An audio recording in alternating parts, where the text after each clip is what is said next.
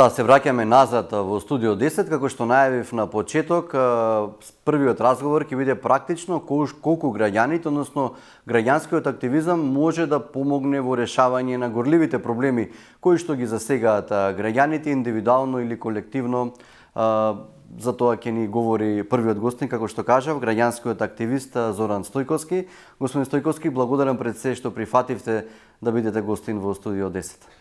Ви благодарам вас, бидејќи ние еве се запознавме и почнавме да се дружиме од оние протести што граѓаните ги организираа спонтано почеток на септември, поврзани со Вардариште.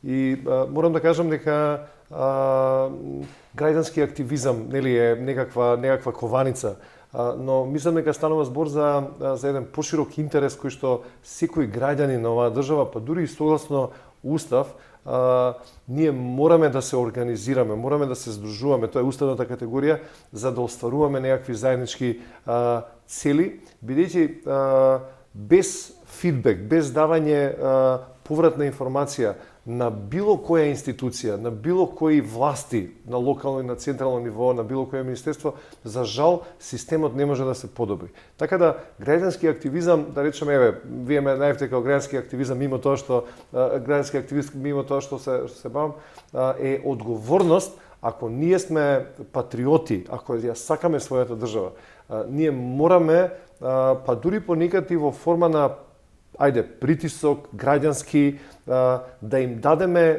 на знаење на институциите дека мора да се подобрат, за да граѓаните бидат задоволни, за да граѓаните не страдаат, за да не поминуваат низ проблеми. И тоа е всушност поентата и зашто нели ми е многу драго што еве денеска ќе зборуваме на оваа тема.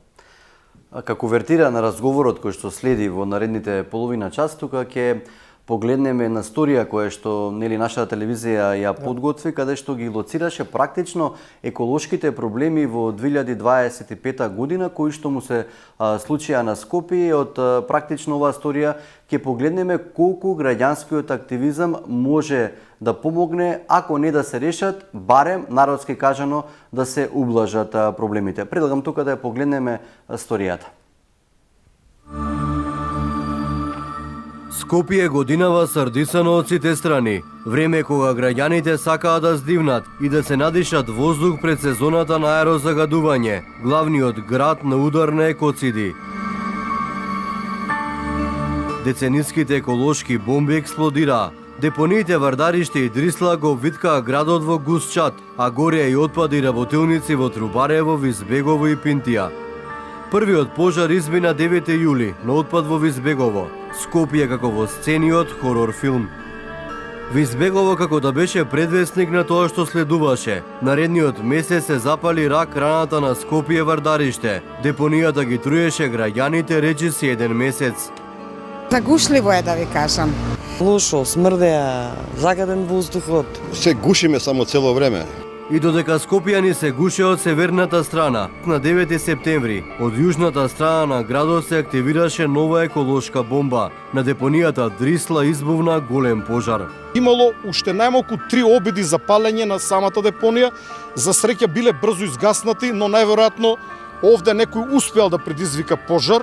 Пожарите продолжија низ отпадите на кои државата очигледно им прегледувала низ прсти. Се запалија магазини за електронски отпад во Трубарево. Мештаните кои живеат во околината на складиштата се гушеа со тешки метали, чија концентрација беше за 10 пати поголема од максималните граници.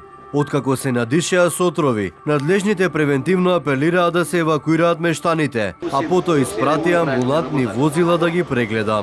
Да се прегледам, ја ме гуши.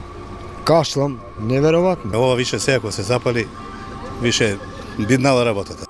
Продолжија пожарите во Скопска Пинтија, каде пламени јазици зафатија и сервис за возила. Додека Скопје гореше и чадеше, кампањата за локални избори тераше. Пожарите беа топ тема на политичарите.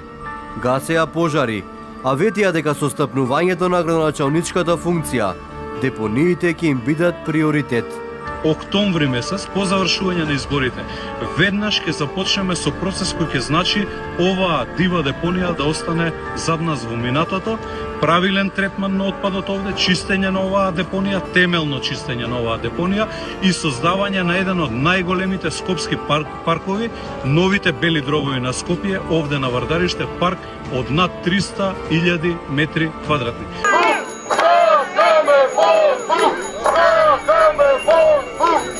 Се разбуди граѓанството. За прв пат се организираа масовни протести. Се блокираа главните улици околу Вардариште. Се протестираше над еден месец. Организаторите одлучија да не излегуваат на улиците, откако надлежните исполнија дел од нивните барања и им ветија целосно решавање на проблемот. Но дали ветувањето започна да се исполнува? Со иницијативата бевме на Вардариште, но сликата таму не е многу променета од пред неколку месеци. Треба интензивно да се работи секој ден, како што ни беше ветено дека ќе се работи.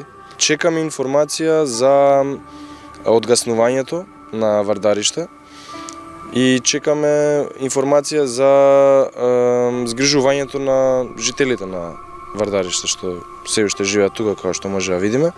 Пожарите стивнаа, дивите депонии околу контейнерите кои го гушеа градот се дигнаа, но скопјанини за миг не здивнаа. Граѓаните веќе неколку недели дишат екстремно загаден воздух. Ветувањата дека еколошките проблеми ќе се решат и натаму се редат. Скопските градоначалници ветуваат дека Вардариште ќе прерасне во мегапарк, а Дрисла ќе работи по сите светски стандарди. Централните власти пак ветуваа почист воздух со топлински пумпи и филтри на оџаците.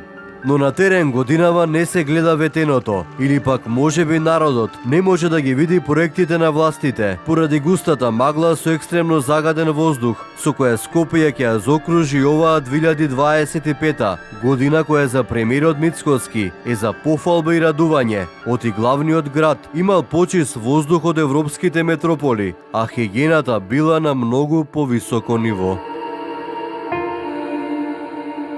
Знаеш да заличи на нешто, сега личи, гледаш како е чистело. Сега заличува.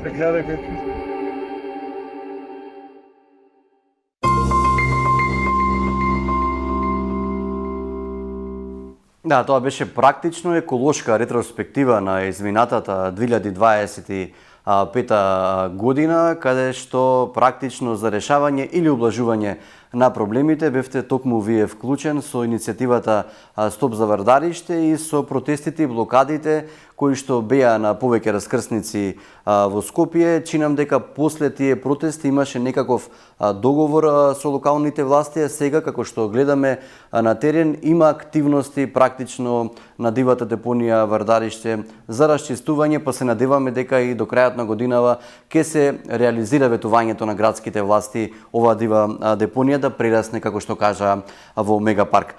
Прво прашање, дали граѓаните најчесто реагираат само кога проблемите лично нив ги засега, еколошкиот проблем токму секој од нас лично не засега, особено на жителите кои што живеат околу, ајде да речеме, овие депонии Вардариште, Дрисла се запали и другите депонии. Знаете, не е само така за еколошките, за проблемите со животната средина.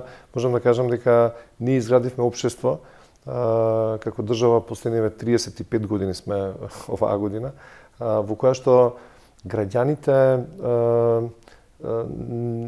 не дека не се свесни за проблемите, туку едноставно во делот на зоната на комфорот, се додека не почне директно да ги засега, немаат свест, за жал, навремено да се реагира. И така и за жал и за ова кое што ние го доживеавме. Ја велам, буквално како граѓанин, живеам со моето семејство во Ново Лисиче, и во лето јас скоро секој ден пешачам. Навистина почна да ми пречи тоа што малтене секој ден од Вардариште доаѓаше мирис непријатен, загадено, и тоа е нешто што се провлекува 30 години. Значи, јас живеам во Ново Личе негде околу 20 години, и едноставно тоа беше, да речеме, почнавме да изреагиравме после палењата, после пожарите кои што беа, едноставно народот спонтано се некако се прели чашата. Но еве да го обобштиме, да го гледаме што е она што системски кај нас се случува. За жал ние ја немаме таа храброст, или пак еве некако луѓето станаа поради начинот на организација. Најголемиот дел на граѓаните се вработени во државни институции. Отприлика државата или пак различни јавни институции се најголемиот работодавач. И некако као да постои страв дека ако некој се дигне и го со право го каже гласот против некаква аномалија, дека автоматски тоа значи дека може ќе загуби работа, може би ќе има некакви неприлики. И политичките протести се најмасовни. И тоа е она што по мене сега сметам дека е клучниот проблем. За жал, ако ја земеме и на самиот почеток на оваа држава, ако се сеќавате кога се раскрачмуваше општествениот капитал на државните фирми, чуме Словенија и други држави го избраа моделот на давање на акции на секој граѓанин, бидејќи тоа го граделе. Кај нас, за жал, се отиде кон приватизација во која што тие кои што беа во тоа време на чело на тие компании станаа газди, веќе имаме една силна олигархија, значи зборам бизнис интереси, и кога имате бизнис интереси, за жал, компаниите највише или пак оние кои што стопанисуваат со дадени ресурси имаат интерес тие да ги прават уште поголеми, да ги оплодуваат на уштрб на граѓаните кои што немаат моќ, ниту финансиска, за жал, ниту политичка, и во основа кога ќе почне да не допира даден проблем, да умираме, да нашите деца да страдаат, ние да страдаме, да го губиме нашето здравје, предпоставам дури тогаш ние се освестуваме и дури тогаш реагираме. Понекад тоа е и доцна, за жал, но велам, како општество не изградивме модел во кој што, ја тоа го велам, сите во одбрана и заштита на граѓанството, СВОС за граѓанство, не го вежбаме, за жал. Ни се случуваат катастрофи, ни се случуваат ситуации во кои што ние мораме да реагираме. Тоа е демократски да се реагира, и тоа е на крај крајшто и дозволено согласно устав, нормално да се реагира во области каде што има зашто да се реагира. Имаше пред некој ден и некој друг тип на протести, кои што, да речеме, кога вие барате нешто мимо закон, мимо тоа што се позитивни закони, апсолутно за мене е недозволиво. Но кога бараме решавање на проблеми, кога не се применува закон, кога не се применува животна средина, кога луѓето страдаат во делот на сопственото здравје, апсолутно мораме да имаме начин како да реагираме како граѓанство. Да. Дали ваквата состојба можеби поради тоа што граѓаните сметаат дека немаат моќ да ги решат овие општествени проблеми, немаат моќ нели во однос на институциите кои што немо гледаат на проблемите, меѓутоа дали овој пример кој што го видовме сега со Стоп за Вардариште малку ќе ги мотивира гласно да реагираат? Сигурен сум. Знаете, можеби првото нешто е секојаш дека навистина постои страв кај луѓе. Мислам, ние понекад се соочувавме со тоа да можеби на почеток имаше и илјадници граѓани, за потоа да речеме дури да оди во оние кои што се свесни, например, негде до кај 100, 200, 300. И ние многу луѓе се прашуваат кај се другите? Зарем другите не го доживуваат тој проблем? И сега имавме ние во таа 39 дена нели протестиравме. Во основа јас секогаш велам, јас ги разбирам луѓето. Можеби ако некој работа која што е поврзана со јавна институција, се плаши дека можеби ќе загуби, онде за тоа не доаѓа. Но сметам дека, знаете како, за мене тоа не е проблем. Јас навистина сум многу позитивно изненаден од односот на, да речеме, на град Скопје, новото раководство. Ние таа група која што е околу млади повозрастни граѓани кои што се нарекуваме координатска група, ние направивме неколку состаноци после во делот на мониторинг. Значи ние покажавме моќ, го дигнавме гласот, може би погодуваше периодот дека беа избори, па во основа некако не можеа, иако 39 дена блокиравме раскрсници, но во основа покажавме дека кога чисто сме граѓански заинтересирани, ние рековме партиите надвор од таа приказна. Иако политички сакаа да припишат на протестот, имаше такви обиди, но генерално, ние се уште два пати се сретнуваме од кога заврши приказната, од кога почнаа да се решаваат работите. И имаме направено механизам на комуникација, имаме заедничка група на WhatsApp, каде што кога например, имаше некакви ситуации каде што ќе видиме луѓе повторно се обидуваат од тие кои што живеат околу Вардариште, имаше некои движења, веднаш го се пријавуваат тоа од граѓаните. Активностите се живи, се уште во вашата група. Да. Се уште Значи, комуницирате така. Ние некаде околу Нова година се видовме и со градоначалникот веќе на град Скопје, и морам да признам дека сме доста оперативни во тој дел, затоа што ние сме група која што итекако е заинтересирана да ова да се случи, и мислам дека тоа е начинот. Значи, ние покажавме, се надевам, дека и ова може да биде, ние не бевме невладина организација, не бевме здружение. Иницијатива практично. Бевме иницијатива која што буквално е на луѓе кои што живеат таму. И сметам дека тоа е моделот кој што покажавме дека кога сме упорни, кога ние, да речеме, тогаш не баравме, не знам што, баравме тоа што ни следува, баравме чист воздух да можеме да живееме таму, едноставно и наидовме можеби во вистински период на одговорност, респонсивност од страна на другата страна, и мислам дека тоа е моделот. Јас гледате дека продолжуваат сега стоп за цементарница, стоп за усие. За жал јас не сум вклучен во тоа затоа што имам многу други обврски, но гледам дека и дел на, мислам, има и нови дечки и девојки кои што се таму.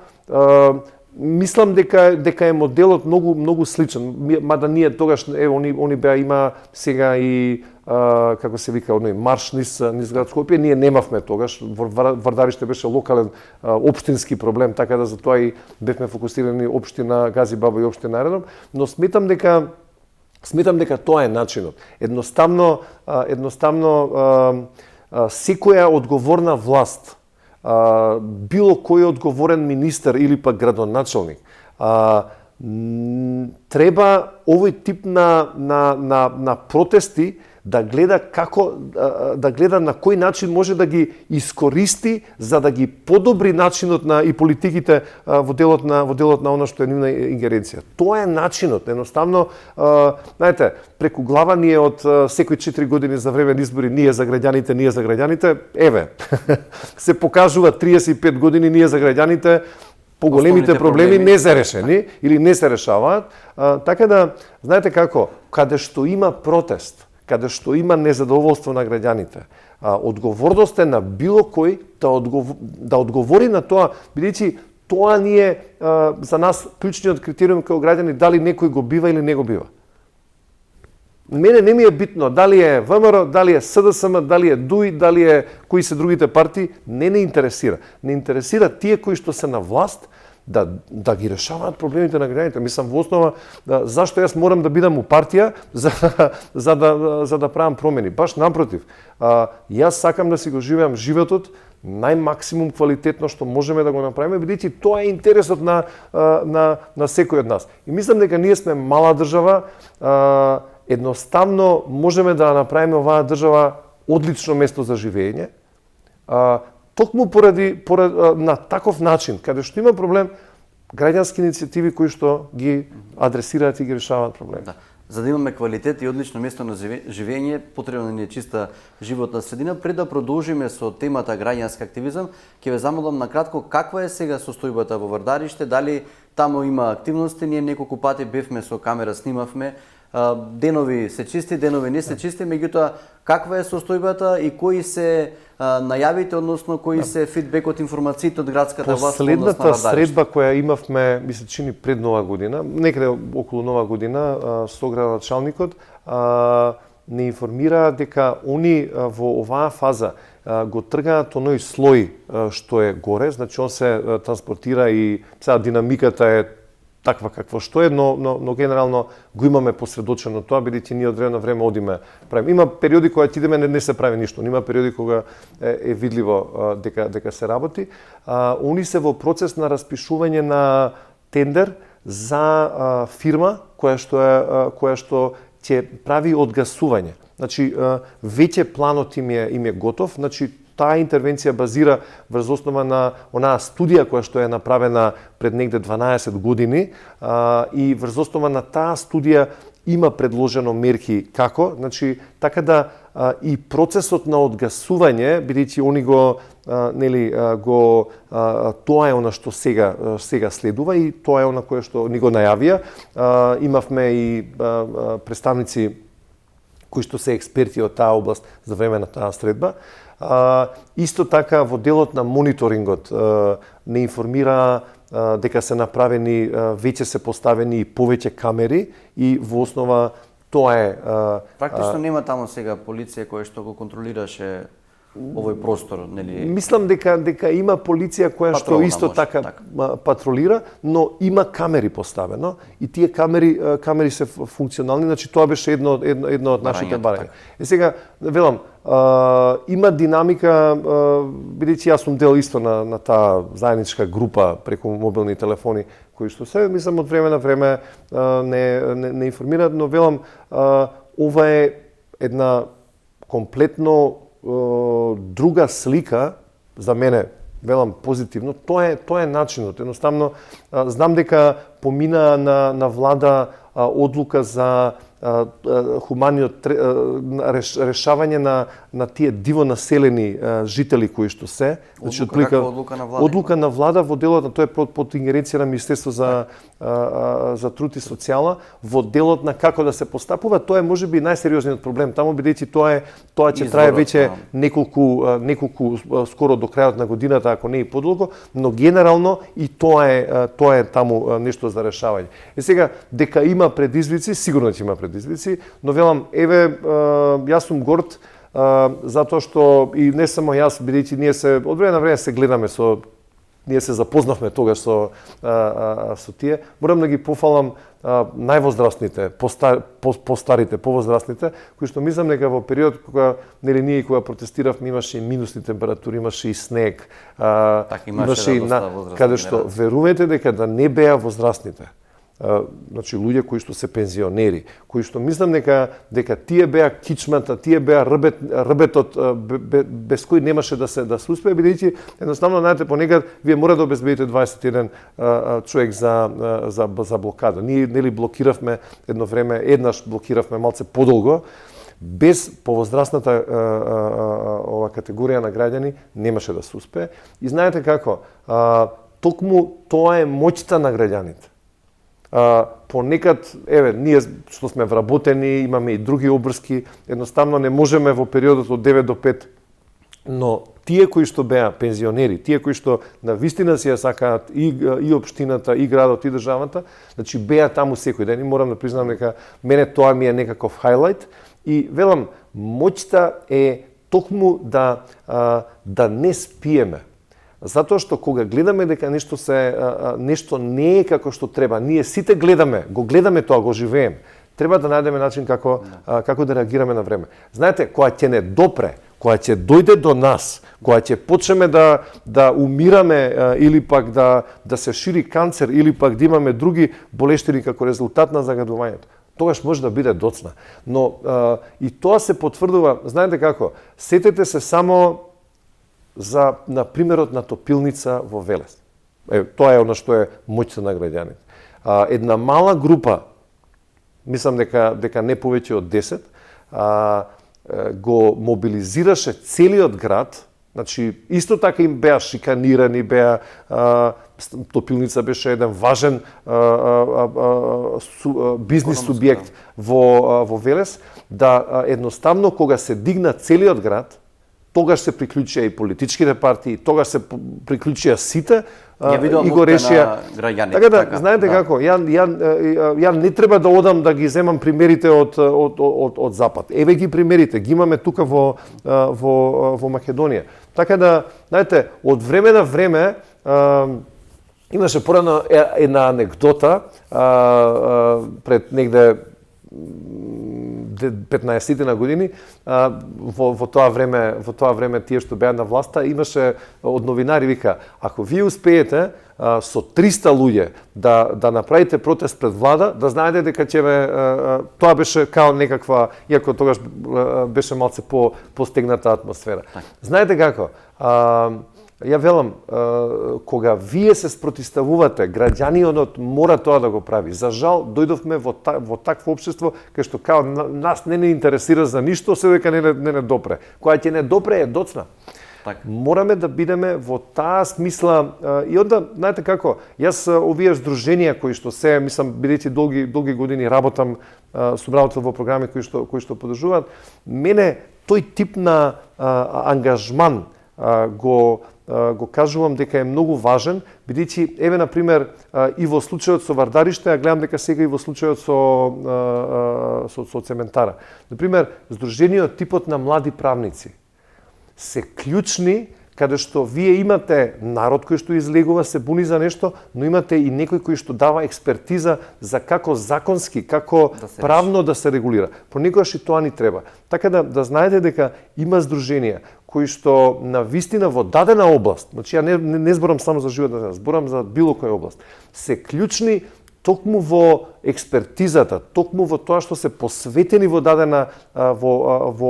дадената област, да ги решаваат проблемите на граѓаните. Дали е здравство, дали се детски права, дали се млади, дали е невработеност, дали се економски прашања. Значи, па ако сакате, безбедност, кој што видовме што се случи на 16 март минатата година.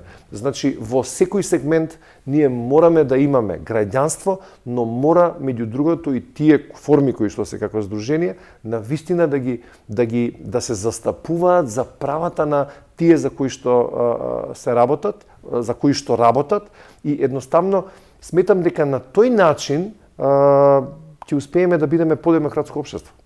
Господине Стојковски, зошто не се реагира на време? Односно, реагираат граѓаните кога проблемот ќе ни стигне на врата? Апатија, страф, неверување дека нешто може да се смени. Еве, во претходниот разговор кажавме дека овој проблем со Вардариште е над 3 децении, меѓутоа токму сега бурно се реагира, како што видовме и во самата сторија, и работите на некој начин почнаа да се решаваат, односно да се помрднуваат од мртва точка.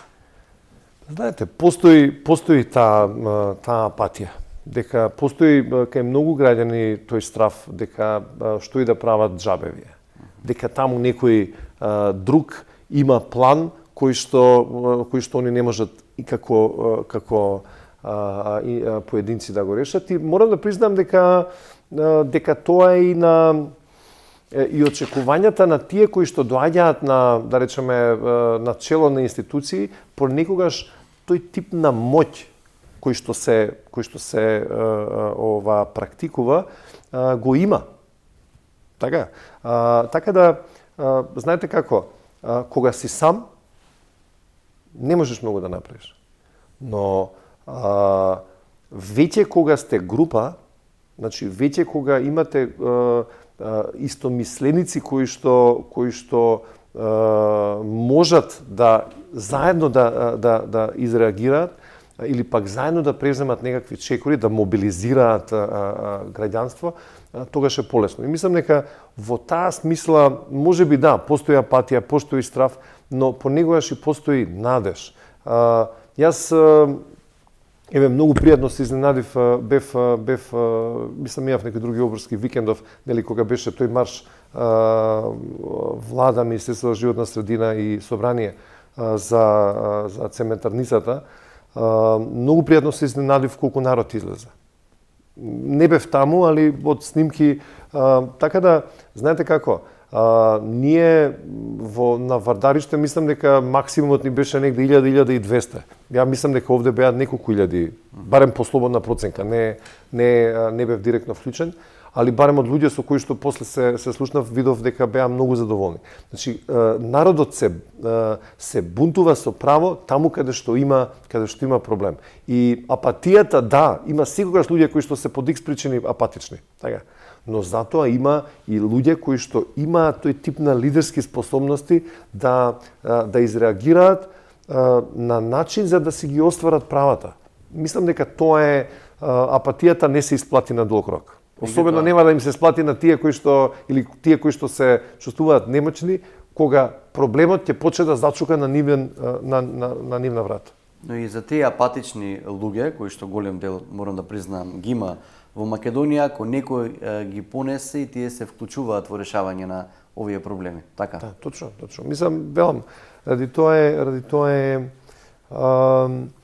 знаете како, јас бев 18 години, 19 години кога се создаде Македонија. Значи, зборам, кога транзитиравме од претходната држава во Македонија. Јас се сеќавам, во тоа време беше таков мотив. Толку беа луѓето мотивирани дека ние имаме наша држава, независна. Едноставно, за жал, тој мотив, значи и од референдумот, и од првите повеќе партиски избори, за жал се губи, затоа што едноставно луѓето не веруваат дека ако направат нешто за државата, дека направат, дури во форма на протест, дека ќе успеат. И мислам дека тие кои што се лидери на оваа држава, зборам политички лидери или пак кои што се во позиција да ги носат одлуките, треба да подразмислат малку. Бидејќи, знаете како, едно општество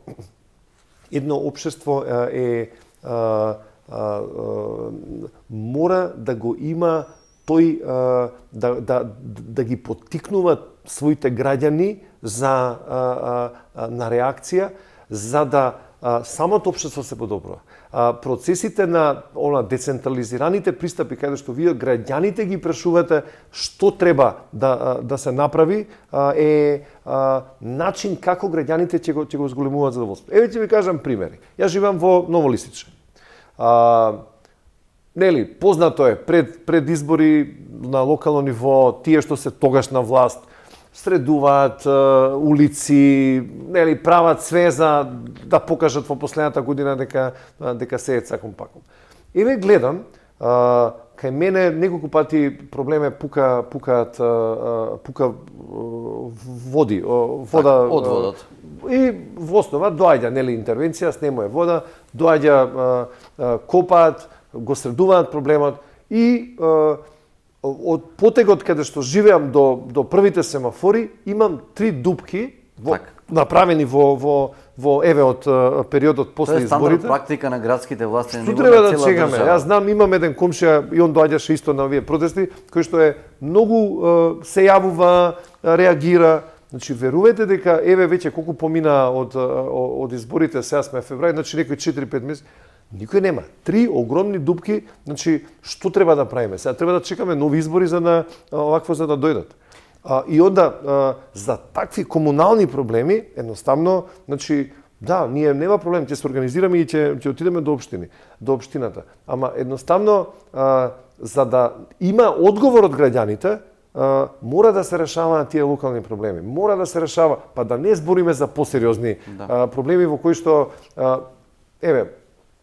има јас како имам диабетес, тип 1 диабетес.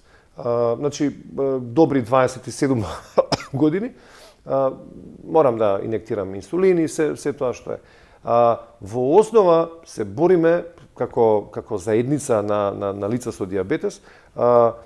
Правило е секаде особено во Европската унија, да тие кои што имаат диабетес мора да ги имаат тие сензори сензорите се CGM, значи за кои што постојано на неколку минути јавуваат колку ви е шеќерот и сега кога вас ви оди горе инектирате инсулин, кога ви оди доле, значи за да може да го менаџирате, пошто ако вие не го менаџирате соодветно, значи се јавува ретинопатија, може да изгубите вид, може да изгубите нога, може да изгубите бубрези, значи малтене живото загрозувачки ситуации.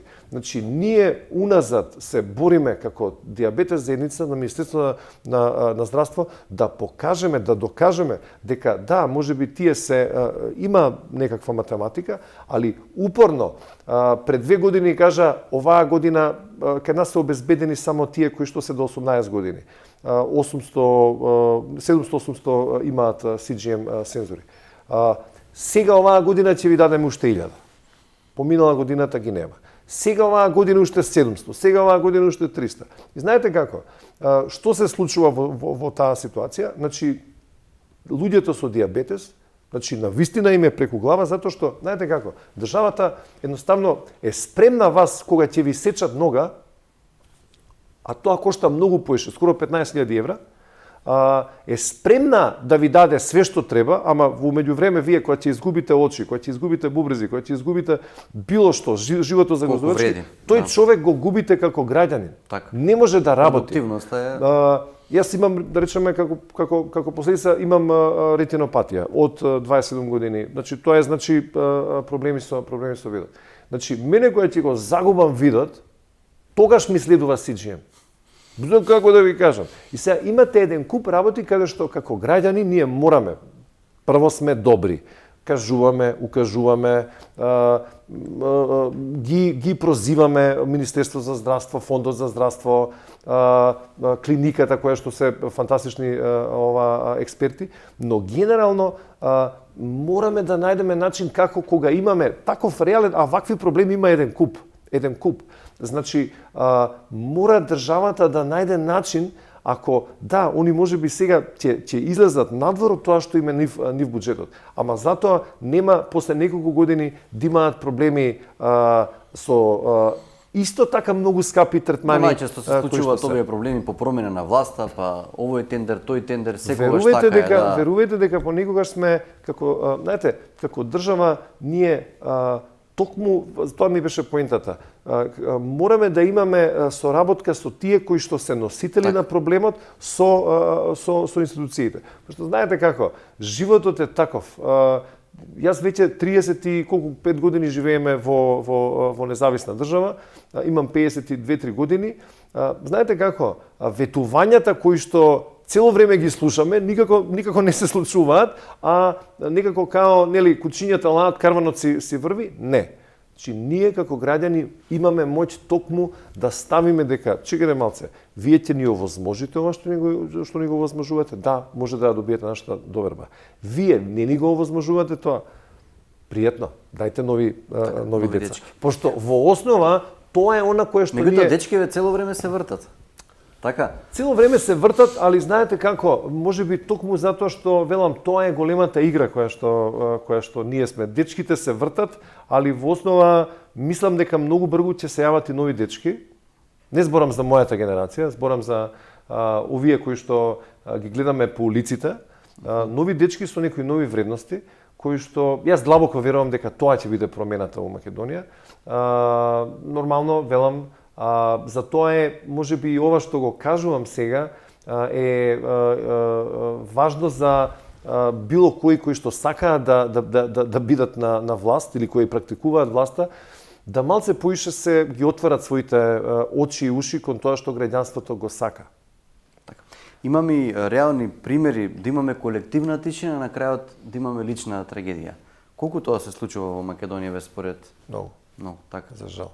Јас не можам да поверувам за тоа што се случи со жената од Велес, која што толку многу пати се јавувала во полиција да го пријави својот сопруг кој што бил насилен, на крај тоа заврши со огромна трагедија. Ја не можам да верувам дека покрај се она што се испослучи трагедијата во Кочани е истата таква, каде што ние загубивме 63 деца, уште 200 кои што се со повреди, малтене до крајот на животот ќе ги чувствуваат последиците, каде што цел еден град. Значи, можам да кажам еден куп такви примери. Тоа што се случи во Тетово, со таа болницата која што беше во време на модуларната болница. Значи, имаме толку многу примери каде што едноставно системот начинот на кој што е организиран и особено оној коруптивен сегмент кој што го има, затоа што некој нели се тера работата, кога ќе се случат трагедии, ние граѓаните сме тие кои што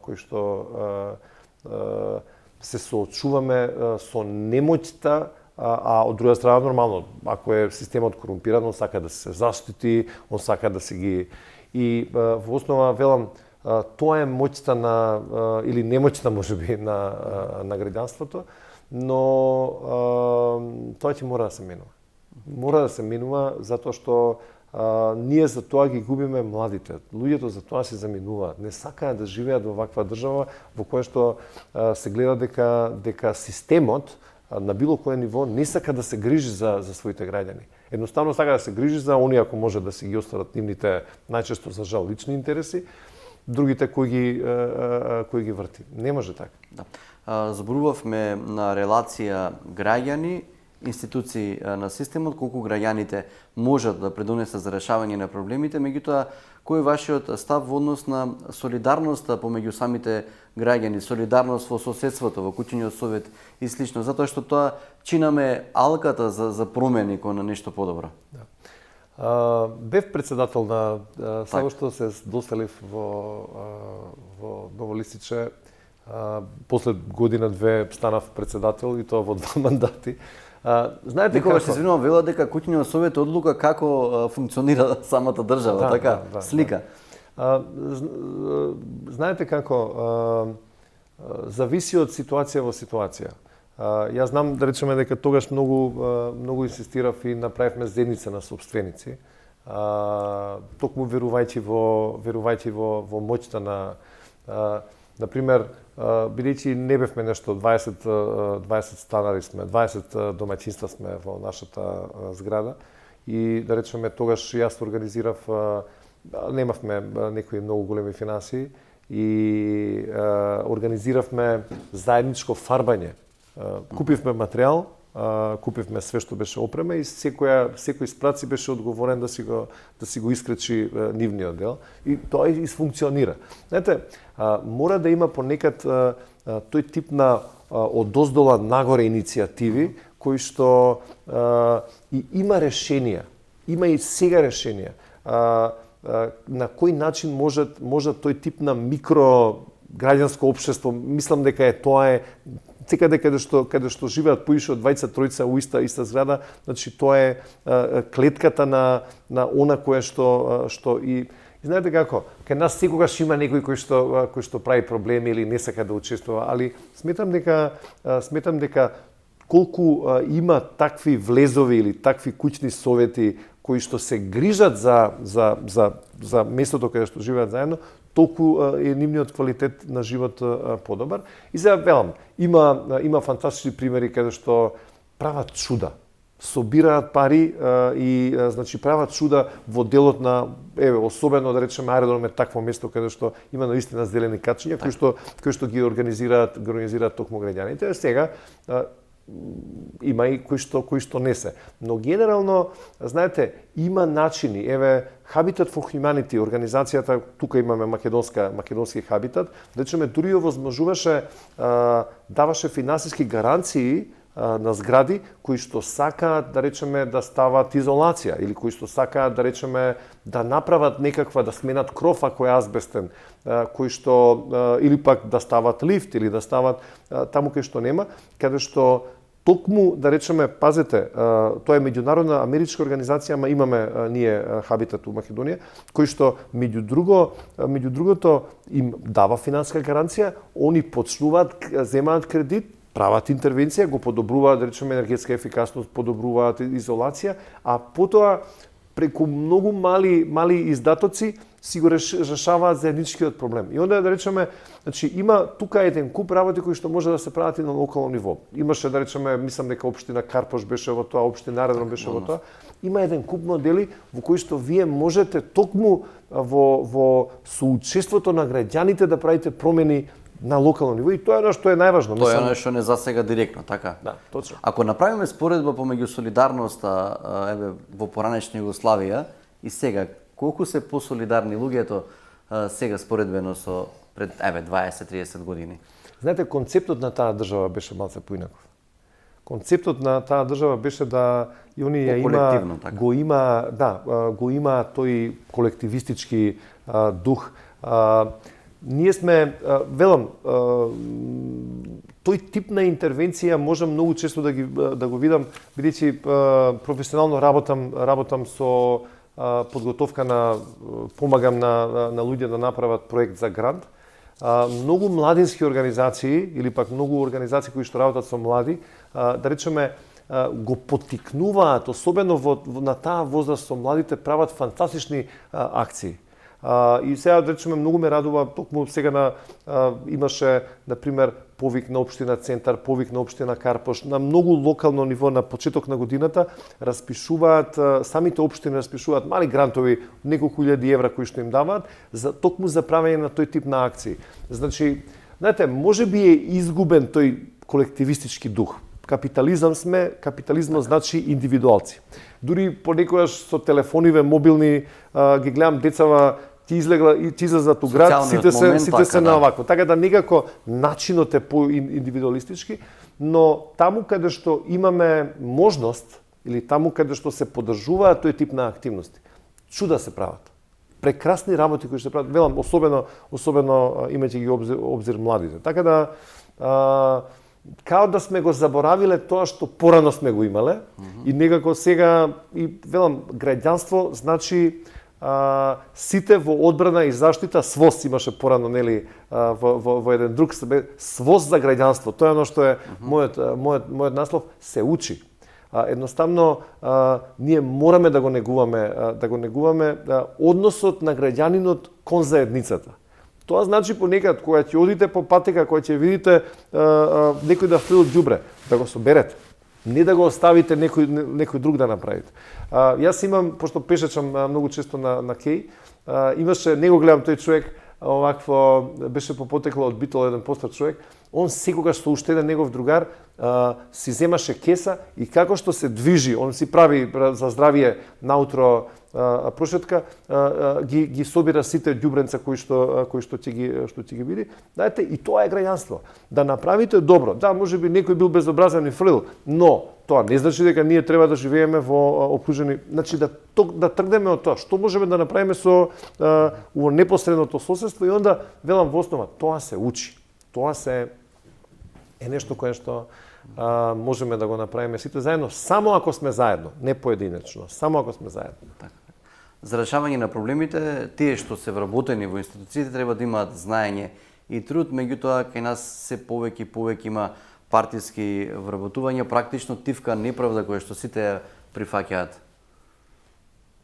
Тука е голем проблем, така, основата да речеме за решавање на овие горливи проблеми за кои што претходно зборевме. Знаете како? Голем проблем е тоа. И мислам дека тоа е и основата, кога велам дека нашава држава зема погрешен модел, мислам дека тоа е суштинското место во кое што ние ја губиме државата. Знаете што значи? Ако мене ме вработи партијата на било каква позиција, тоа значи дека јас сум отчетен кон партијата, не сум отчетен кон раководителот на таму каде што сум вработил. И тоа значи дека партиите кои што, пазете, се борат на власт, кои ќе дојдат на власт, ги вработуваат нивните партиски кадри, кои што потоа треба таму каде што се вработат да бидат отчетни, да работат. За жал, гледаме примери во кои што тие кои што се вработени, јас дури и се фрапирав неколку пати, се сретувам со луѓе, бидејќи сум, нели, консултант за организацијски развој, по многу основи и се сретнувам со во тоа време беше не е битно од која општина сега да не издавам и вика знаеш вика јас сум од оние вика што идат на работа демек што земаат плата а не идат на работа. Пази има фирма човекот. И тогаш се сретавме, сакаше да му направам некој проект за во делот на иновации, викам чекај. Мислам, нели ти имаш фирма? Како? Многу сум задоволен од тоа колку плата земам. Он не се појавува на работа. Партијата го вработила и сега ја на крај викам извини, не можам да работам со вас, затоа што на крај крајшта јас го плаќам, вие го плаќате од даноците кои што се за он да зема плата по основ на партија. Не може тоа. Значи, велам, тој тип на неправди кои што ги прави системот, во основа што они партиите си ги наградуваат своите гласачи, ама државата губи.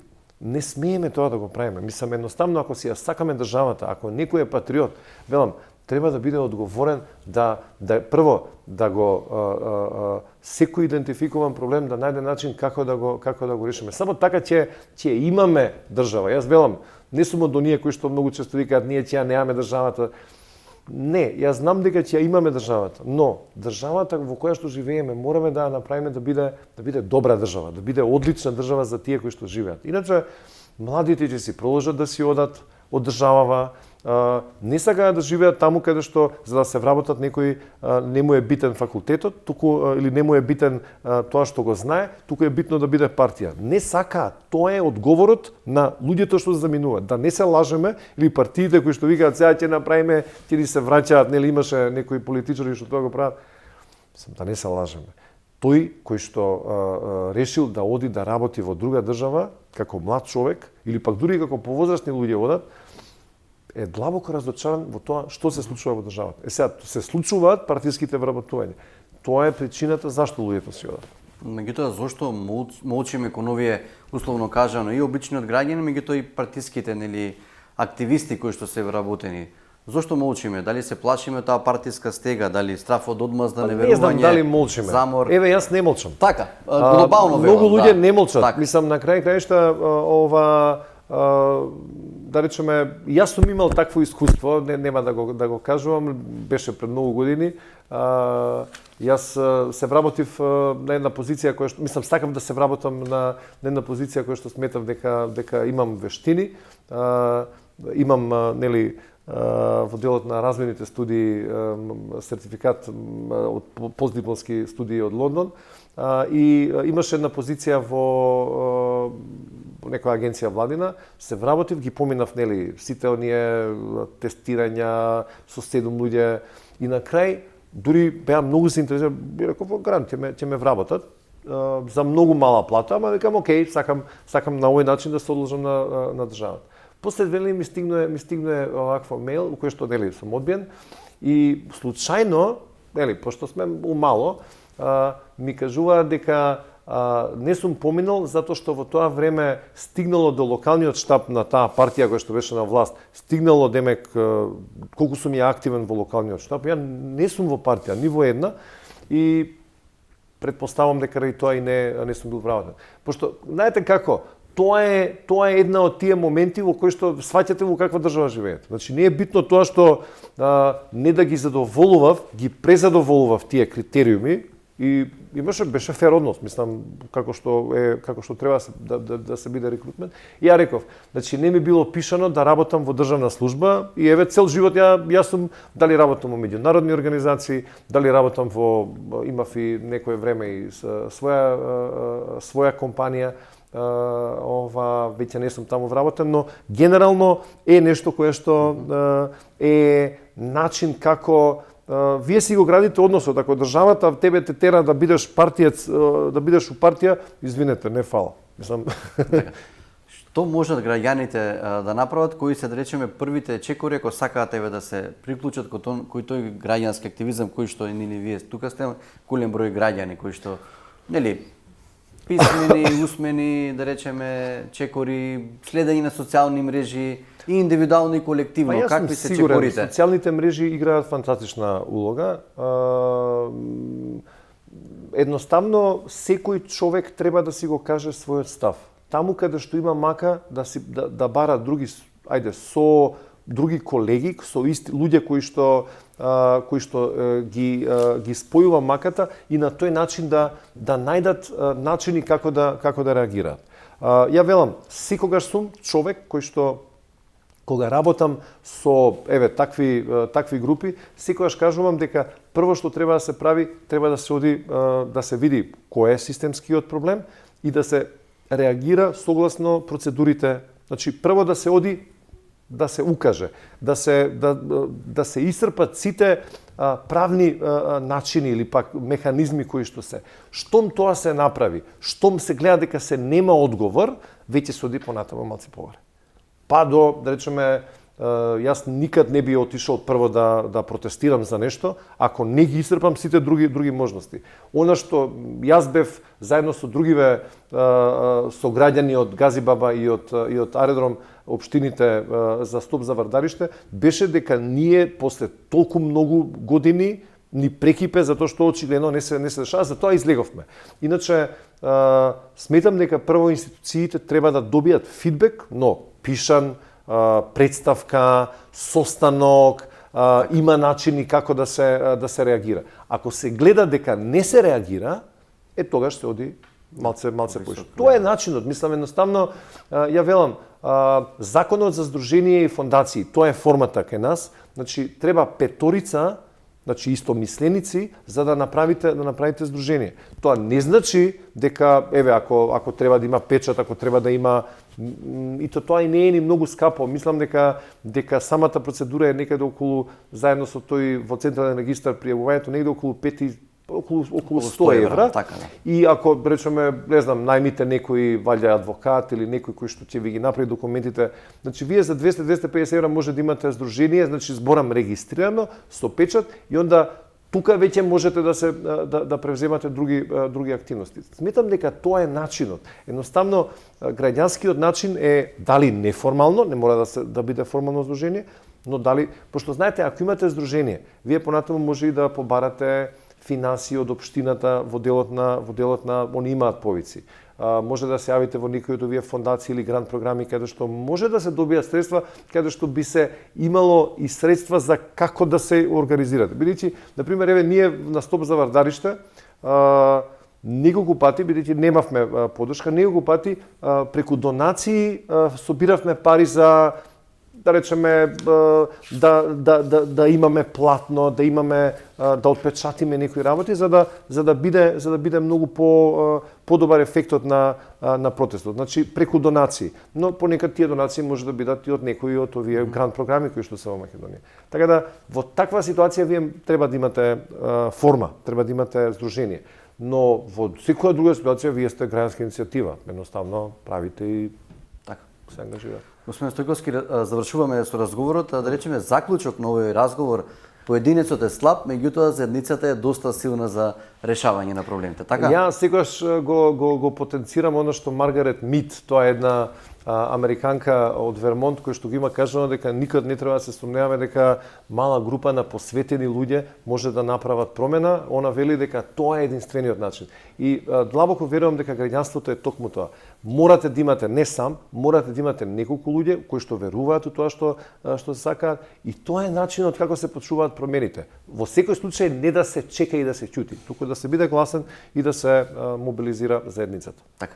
Господин Стојковски, благодарам за разговорот, пред се пријатен и поучен разговор. Се надевам, поздрав до вашите гледачи, фала ви на овој убав разговор.